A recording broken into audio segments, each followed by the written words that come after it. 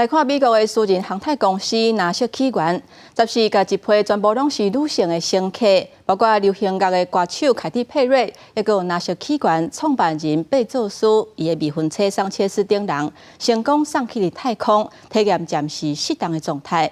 这嘛是从1963年苏联女太空人泰瑞斯了后，头一场全部拢是女性的太空飞行旅程。New Shepard has cleared the tower.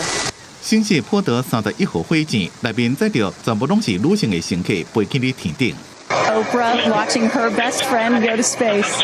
伊是对西德州基地发射成功，来到离地表100到109公里远的太空分界线卡门线，伫太空的前体验几分钟的无动力状态，也对太空看到美丽的地球。1, 2, 3, take us space! You guys, I have to tell you, look at the moon. Look, oh my God! Oh my God! 飞去伫太空，搁降落地球，要有正大勇气，也对这一切拢真有信心。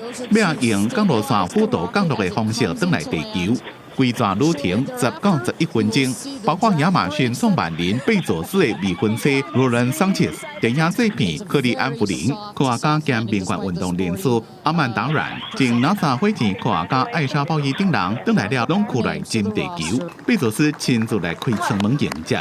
I walked out of there thinking, gosh, I can do anything. This wasn't a ride, it wasn't a destination, it was a journey, and it was a supernatural one. 这是纳瑟起源第11遍载人太空飞行，因并无讲这边上太空的费用是谁人出的。太空旅游市场的竞争真激烈，有愈来愈多好野人，或者是运气真好被邀请的人亲自去体验。特斯拉执行长马斯克的 SpaceX 也积极伫咧拓展这种行程，像好野人艾萨克曼，若上太空2遍，伫去年也个执行史上第1遍飞官方的太空人生活活动太空漫步。公司新闻吴文玲编写。